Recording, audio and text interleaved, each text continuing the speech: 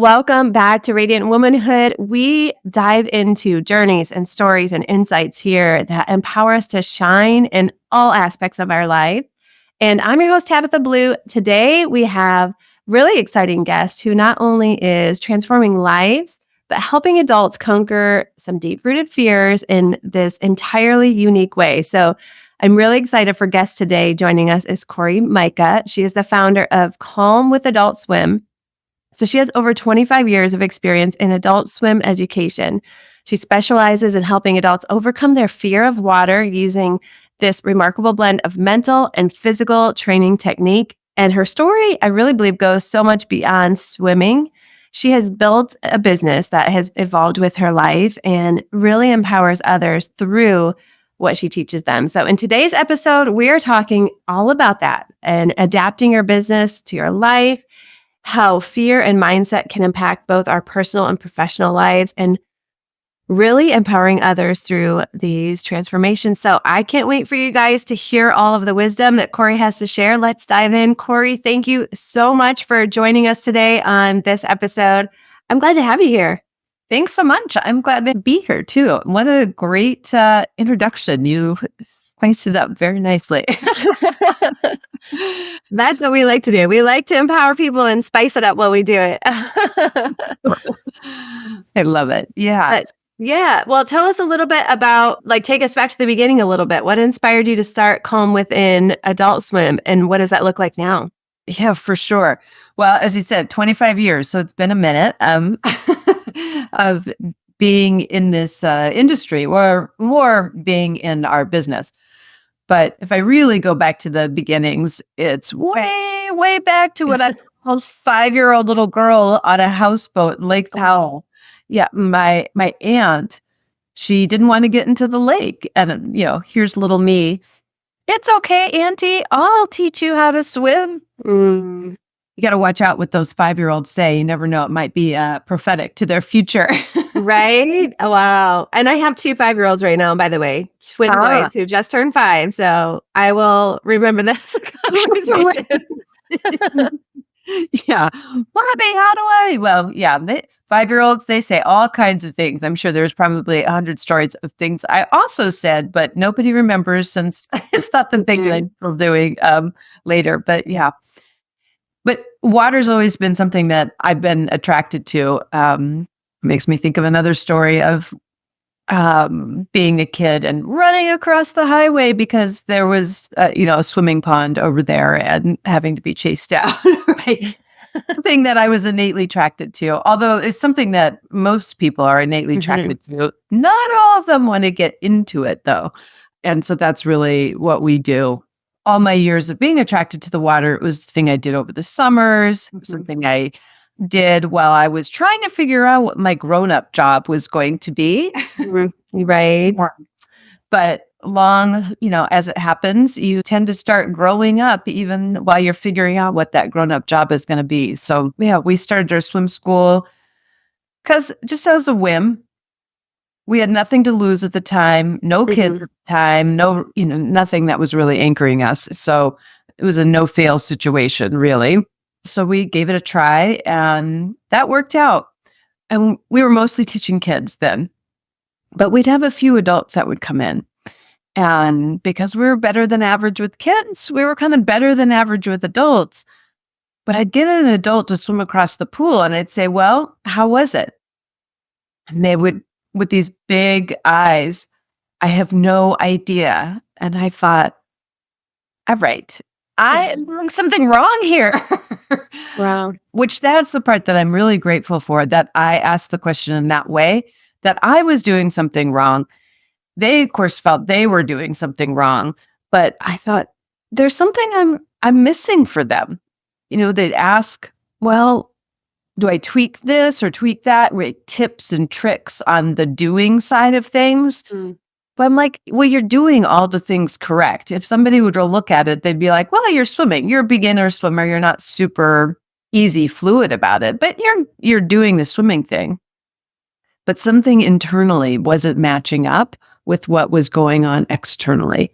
And that's where I really dove in, and I think why I'm still doing this for all these years, because that question is a much more interesting question than just what to do with your arms and legs. I think that there's so much wisdom and truth in that really can be applied to so many aspects of our lives. I think that can be a lot of times where we almost forget. We forget to ask that question or even listen intently to the response. Or even if we're asking it of ourselves, it can be really easy to get into that kind of mindset of doing, kind of like you said, the outward doing. I mean, just in raising kids and building a business, a lot of it comes to that. I've got my list and I'm doing, and am I doing this right? Am I doing this good enough? Are we getting enough done? You know, at the end of the day, did I check enough things off? And then can kind of forget to take that pause to like, wait a second, what is that feeling like or looking like? And here are these both lining up? How did you say that? What's happening inside matching up with what's happening outside? Yeah, that it's not just ticking off the boxes. And you're right. This is why I do love this work, because I kind of feel like it's the lab for life. That we're just practicing how life works in the lab of the pool, where you're testing out, where you change and notice and understand what's happening internally to affect what's happening externally. That's so good. Yeah, I mean, it's what's life. It just makes me think.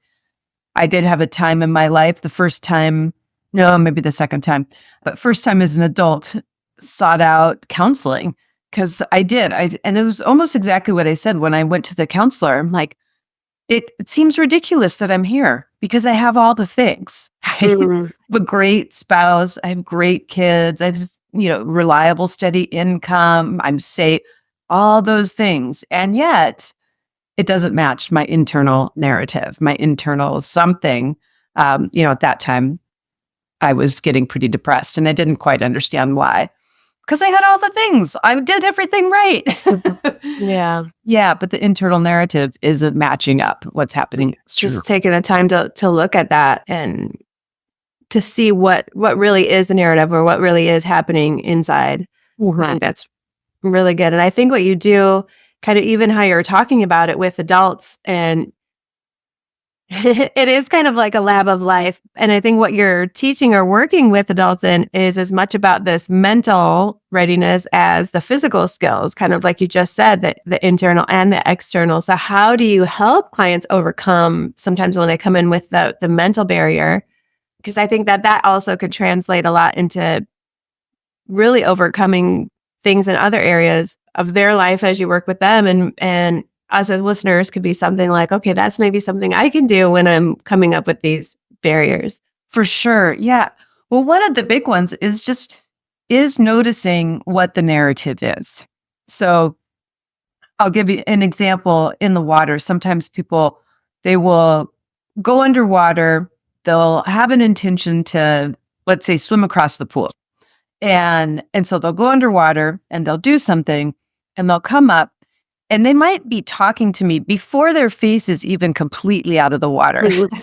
They might be already telling me what didn't go right about that thing. They didn't swim, they didn't go as far as they wanted to, or it didn't feel, something didn't go the way they expected it to go. And we have to put it, I know when somebody's talking to me before they even take their face completely out of the water, they haven't been present to what is happening. They're so busy evaluating what's happening and so busy being external about it that they haven't actually been present in the moment of that they went underwater and they did something. Wow. And by the way, they survived. Like, right. Like, that's ultimately, to be perfectly honest, what people want. I don't want to die while I'm in the water. That's part of where the fear factor is in, because people really actually can die. It's a very unique sport in, you don't have air when you do it. So it's very different than any other activity. So we have to pause then. They stumble out all the things that they did wrong or that didn't go the way they thought it was supposed to go. Okay. And what did go right? We have to intentionally help our brains see the things that did go right. And even if the thing that did go right was as simple as, well, I survived, I didn't drown. Yeah. It may seem, I don't know, trite or like, oh, right. And, why should I give myself credit for that? But we should. I mean, it's, taking care of your own life, getting through your own life is a big deal. Yeah, that's really good. That's really good. I feel like, so just for clarity and for our listeners' sake, this episode was supposed to be recorded. I don't even remember now, maybe a week and a half ago, I think. Basically, during all the hurricanes that were happening, and we had to get out and all that. And for a minute, that's kind of how I felt, was like, we're just surviving. Like, we're packing up our kids, we're packing up what we need. We need to get, like, my goal was like this next thing, like my daughter is in this state, we're getting to her for her graduation, let's just get there. And then kind of, okay, the next thing is getting to this place. And then let's check on this. And for a minute, that's what it felt like. We had to reschedule this. Thank you for your graciousness in that. But I think that there can be, in a sense, storms in life that happen where there are seasons where we feel like that, feel like I'm just surviving this thing, or, even with a water reference, like I'm just treading water. But I think kind of how you even put that in perspective can be beautiful to see, okay, maybe for this moment, if I'm just treading water, what you're saying is take that as a good, like, shift the mindset and say, yes, but you are, but you are actually staying above what, like, you are treading water though, you're doing it. And I think that's such a beautiful way to say, okay, let me shift my mindset into just looking at this as a bad thing, to say, but I am doing it. I am doing this hard thing. Right. Yes. Because there are hard things. I mean, what you guys just went through is a big, hard thing. And we can get into the place of always doing our life as if it's that big, hard thing. And that is too much for it, right? That's not good for our systems. It's not good for our bodies. It does break us down over time when we live in that high anxiety sort of state. So yes, having even just little moments of, aha, but look at, I am doing it. In this second, I mean, I imagine there was so much you guys had to do, but there also probably was some small little moments to be present to. Okay, we are all here in this room at this moment, and we're all safe at this moment. Yes. I have to do something else in the next moment. But in this moment, right. Would you say that's kind of how you get yourself to be more present? Like, is that how you work your clients through? So that intentional moment of pause and look around and kind of just really acknowledging, this is where I am, and look at what you're doing, like to take that. And that is what refocuses your mind to help you be present in those times. Yes, for sure. And it is really, I'm teaching people to check into their body and to where they are right now. And in terms of, in the idea of, to see if they're in danger, because that's really kind of the thing that they're working with here. Am I in danger or not in danger? Am I safe? Am I not safe? And the brain's job is to think ahead, right? Is to forward project, or to, pull stuff from the past. But it's not necessarily as great in this singular moment. Your body is better in this singular moment. Okay. And so, where we see that is for people to actually feel into their chest to see if they have air. Okay. Right. So when we just take a moment, so what happens in the pool is people are looking to the wall. Oftentimes, if they're a beginner swimmer, they're using the floor or they're using the wall to get air. Those are the first two easiest places to get air. So they look at the wall, and their energy and their thoughts are in the future about being at the wall, because that's where they perceive where the air is at. The problem is, I can't get to the wall unless I'm in my body, because it's me that has to get me there. So we come back and just check in for just even a metasecond. Okay, feel the air I have. So most of the time, people have some air. it takes a lot longer. The feelings we have around being out of breath is really the early warning. We have more space and time. And so we come in there and that does expand us just a little bit to focus on, in this case, using your hands to move you. Well, Yeah. Which of course is what you do all the kids are doing their thing and the world is crashing around them. Okay. Yeah, they're not actually in the street at the moment getting hit by a car. right. Yes, they're just making a mess. It's okay. Have some air, have some red. Yes. Yeah. Well, I know, so I've walked through some physical fears in my life. Mine isn't water, mine is heights.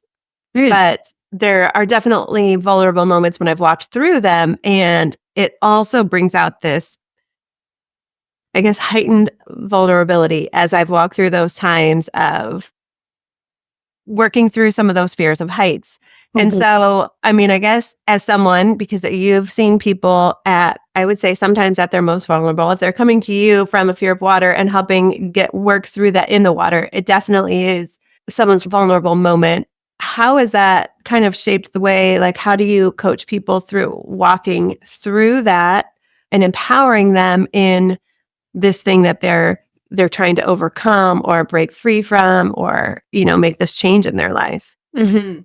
Well, first is really honoring people's willingness for change in their lives, right? Honoring their willingness to take a look at this. I mean, this is a big deal. I always say the hardest part is signing up and showing up.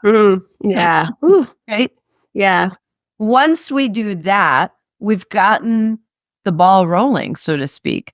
Our job then, one of the concepts we'll talk about, maybe you've heard this one, is the infinite 1% of change. Yeah. So the hardest part is going from 0 to 1, is getting moving, right? And so then from there, it becomes taking these small, tiny pieces, small pieces. Again, the brain is like, we have to do everything. Yes. No. It's okay. Everyone does everything. The people who are doing everything it's because it's their area of mastery, right? So at one point they did one tiny step at a time as well.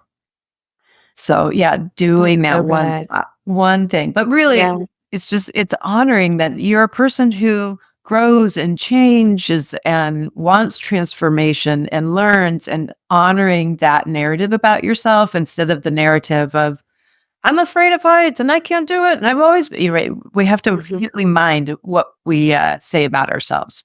That's so good. And I really like even just the part that you said too of signing up and showing up really are those big steps and those big pieces almost to the puzzle of life. And a lot of, I think, our listeners, and maybe it is, maybe they are dealing with the fear of water and this is the step that they need, but it could be applied. And that's what I love about it, in every aspect of life. And if it's just that, okay, today I'm feeling stuck, or I'm feeling in a rut, or I've been wanting to do this new thing, a career change, or take classes or whatever. And that's what I encourage, is just those little steps. But I like that is it's okay to take a moment and honor those feelings that you have, and then say, what is that next step? Like signing up and showing up, those big things.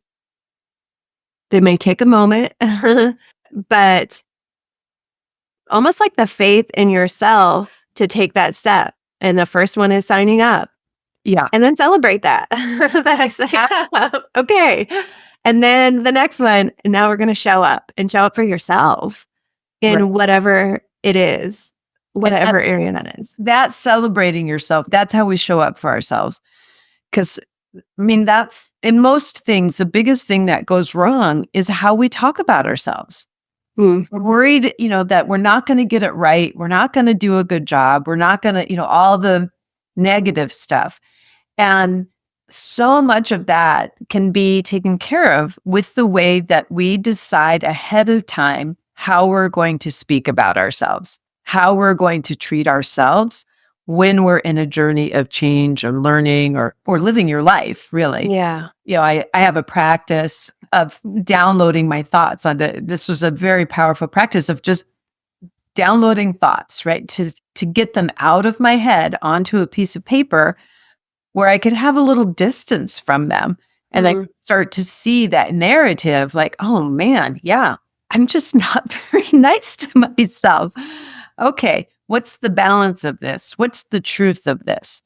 If you're going to say all this stuff about how you didn't sign up today or you didn't do the thing today or something like that, what's the balance of it? I mean, the balance is, oh, I still have that goal. I'm still wondering about that. I'm still working on that in my head somewhere. I'm still preparing for it.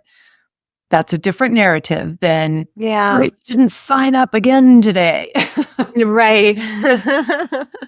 Yes. And maybe in even changing those thoughts we have about ourselves, it makes it easier to do the thing like signing up, celebrating ourselves, showing up. What I find kind of crazy in a sense is we don't inherently have those good words or thoughts towards ourselves.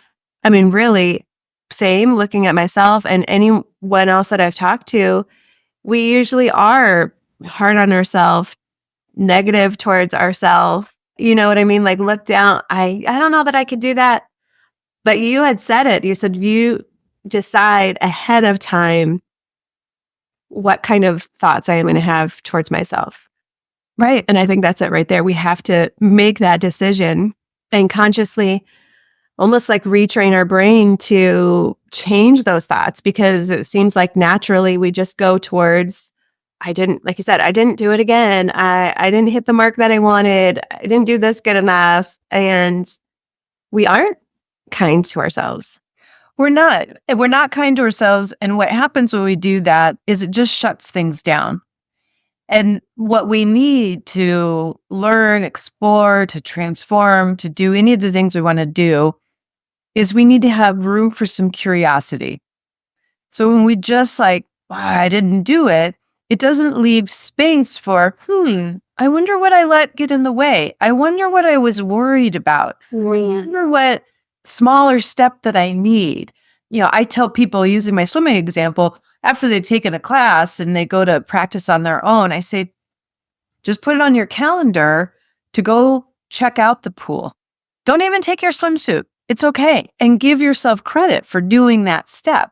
Because for somebody who's never been a swimmer, to go to the pool, it's a new place, it's a new environment. I don't know what time of day is the time I'm going to swim, right? There's a bunch of underlying questions. And when the goal is you have to go and get in and swim for an hour, right? That's too much that we You're end up setting this big thing that's kind of setting you up to fail because you're setting it for too large of a step at that moment. Right. And we weren't kind to ourselves when we said, oh, I put it on. I was supposed to swim today. I was supposed to go do it. And oh, here I am again. If we have this negative narrative, it doesn't leave that space to go, well, why didn't I go? Well, I'm just really not sure if that time was the right time or I'm worried that it's going to be like it was last time or whatever the thing is. We have to leave room for that tiny part of you, the most afraid part of you, the most worried part of you. We need to give space to take care of that place, that piece of us to move us forward to whatever it is that we want. That's so good. I haven't ever, to be honest, I haven't looked at it before as curiosity. When you said that word, give time and space for curiosity to just, instead of going right to getting on yourself, like you said, but just the curiosity of, I wonder why. What a great way to bring out that part, because that part of us that's maybe timid or scared or like, there are times that I've felt this way. And I know others, when they've talked to me, it's almost like, I don't really know what I'm feeling or know how I'm feeling.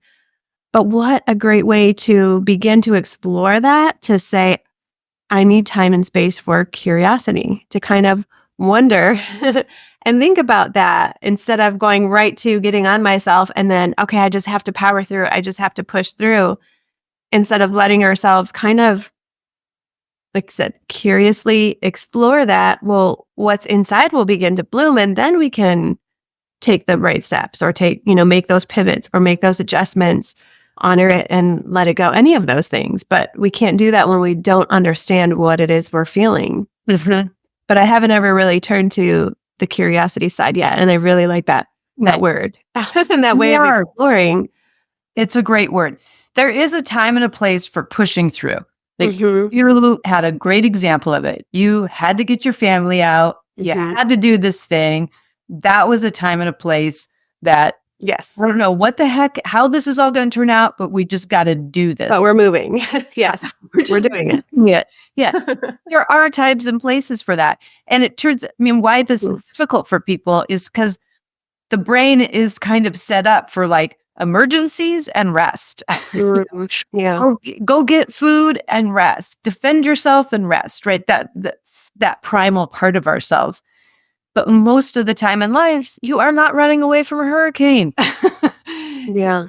And by the way, yay, you have the ability to get up and go and do something in that way.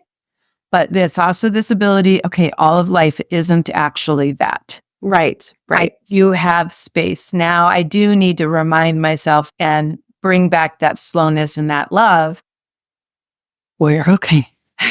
Mhm. Yeah. Yeah. Right. Let's be a little kinder, a little gentler to ourselves sometimes. And I think too, and mention even the vulnerable times of overcoming fear and working through those things with something new, whether it be water or whether it be a career change or a new class or, any of these things in life. It puts us in a vulnerable state because it's new and it's change and maybe there is a fear there. So I think that the other side of that is that taking that time to be gentle to ourselves, to be kind to ourselves, to talk kindly to ourselves, working through it. And I think that will really help in those steps. But I did want to ask for our listeners who are thinking about those things, like, I want to make a change in my life. Like I said, just listed, maybe I've been dreaming of writing a book and want to start on that. Or, I really have been curious about this whole new thing and I want to sign up for a class on it and all, whatever it might be. Mm-hmm. But something new, something different. What is a practical piece of advice that you'd give them in that step of getting started? Yeah. So I think it's looking at, so we always make a list of the action steps, right? Mhm. Right. If I'm going to write a book, I need to sit down and I need to write and I need to, whatever the action step is. I always say we need to leave room. It's most anything that we do is like 80% mental to 1% physical. That's what we find in swimming. And that's where we have our motto. We call it the foundation of change. And so the first piece of that is being where you're at, is really collecting yourself where you're at. So if you're writing that book, let's say if we use that example, we just want to be in this present time of I am, a writer, and collect yourself in and see what that story is that you're telling to yourself. Are you telling yourself the story about all those times of having writer's block or how people aren't going to like what you're writing about or whatever it is? I got to just collect myself right here and right now. And then I have to set my intention, my goal, where I want to go. I want to write a book. Okay, great. I know I'm not writing a whole book right now, but it's maybe it's writing a book that I feel inspired into or that I love or I enjoy. And then it's just taking one step. I love writing. Maybe it's even something very, very simple. Like, what do I feel good writing about, doing? Mm-hmm. Leaning in to one simple step of it. I don't know. I'm not a writer. I write for marketing things or whatnot for my business, but Right. I do, I might start it's the ugly start. It's the ugly, like I just put down what I wish I really could say. How many times I've had that I've started that way. What I really want to say is, and I just kind of let it go and let it go out. So I've taken a little action step forward. Then I start back at the beginning again. I've done something. I'm new. I'm different into the world. I'm now a writer. Am I a script writer? Am I a novelist writer? No, that's okay. But I've started it. And so I want to make sure I see that narrative. If I write down what I really want to say is blah, blah, blah, and it's sloppy and ugly and full of cuss words, maybe that I don't really want to put into the world. But if I can see I am a writer, I have started, doing what I want to be doing, right? I have to have that narrative in there. Yeah. Yeah. So it starts out really as a mental exercise to prepare, really, because you said pretty much all of our, when we want to do something, it's 80% mental. So you said that's crazy. But that's also why it's so important to have this really mentality shift in getting our head right, getting our mind right, getting our mind in the game, but in the right way of kind of all of those things that we've been talking about, taking a moment away from the craziness of it to be present and listening, and then reframing the way we think or speak to ourselves, think about ourselves and what we're looking at. And really, so in anything that we're starting, start that mental exercise and process of clearing away the stuff that doesn't need to be there, the negative self-talk that we don't need to have, and get ourselves in the game this way first. And then I really liked also the ugly start. Yes, it really is, because it's the real, whatever is there, get it out and get it started. And it does look ugly, but that is, I mean, and I think you even said it, like way towards the beginning when we were talking, is sometimes we want to do this whole big thing. We want to do all the things and master all the things. You're like, but the people that are doing all of these things and doing the flips in the water and doing all of, it's because they've mastered the small steps first. They had to get their head in the game at the beginning and learn. It's so true. I use the metaphor a lot of times as of walking. And that's in my head just because, like I said, our youngest are 5. So they're doing all of the walking and all the things now. But we did recently just go through all of that. Like they didn't start off running and skipping, and now we go on walks or hikes and they're skipping. But why? Because they've done the other steps first to be able to get to that point. And with scooting and with crawling. And yes, there was an excitement. Yeah. Falling down and a lot. Yes. And there was an excitement when they were taking those first steps, but there was also trepidation because they have fallen. So they're nervous about falling again. And that's where we can get ourselves in our head of the fear of it, of taking the step. But what if I do fall down? What if I mess up? And yeah, you probably will, because that's part of it. That's how we learn. That's how we grow. Are we great swimmers when we first get in the water? No, we're not. Are we great walkers when we first start taking those steps? No. But really doing those small little things first, but focusing on how we think about and talk to ourselves through it. Right. I love how you use the example of kids learning to walk, us learning to walk. We all did it.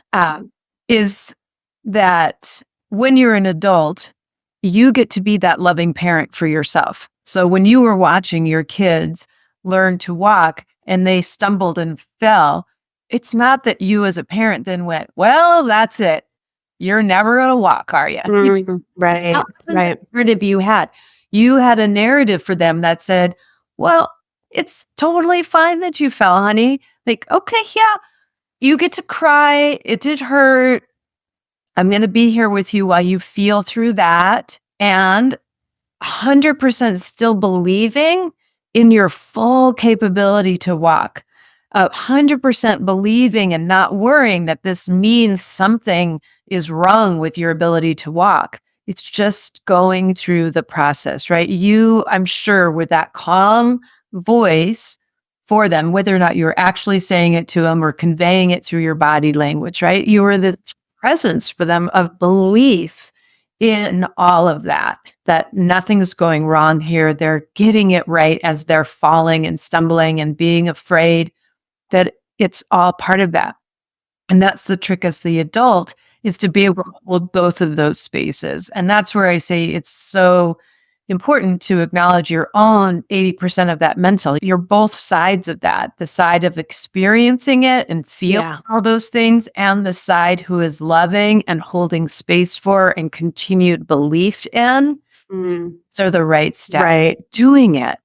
That's so good. And I think we'll even probably end on that, but that note of, yes, being that voice of to ourselves, I still believe in you. You still have all the potential of making it through these next steps, even with that falling. I love that analogy and hadn't taken that walking analogy that far yet. But yes, that's so good of holding both of those spaces, of being that voice.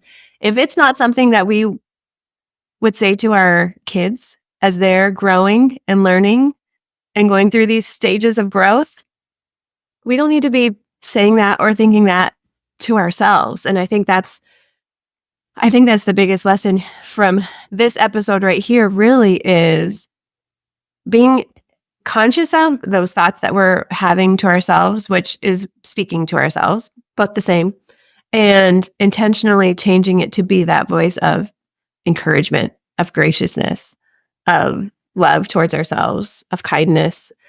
What are those things that we would encourage?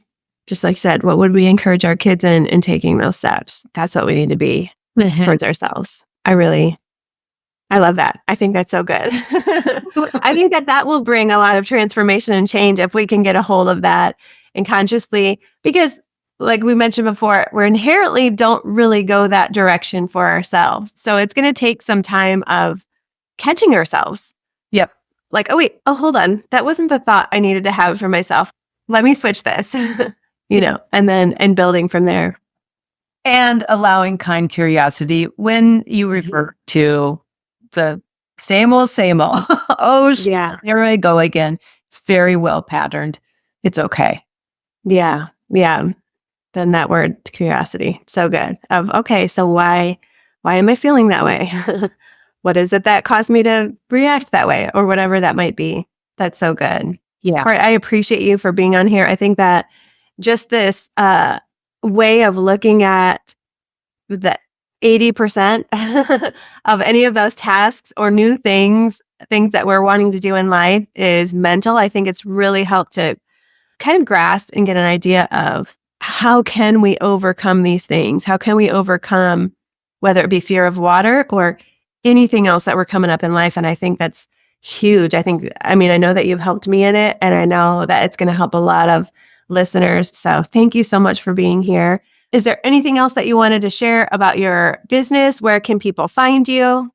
Sure. Yeah. So our website is adultswimlesson.com. So that's where you can find us on the web. And then Calm Within Adult Swim is where we are on the socials. So love to have. Awesome. Okay. So yes, find Cori, check her out. I'm sure she'd be open if you have questions. And if you have any for me, send them my way. You can always find us at Tabitha Blue or at Radiant Womanhood. And I think that this is such a timely conversation. So we would love it if you share it with someone, especially if you know that a friend of yours is getting ready to start something new.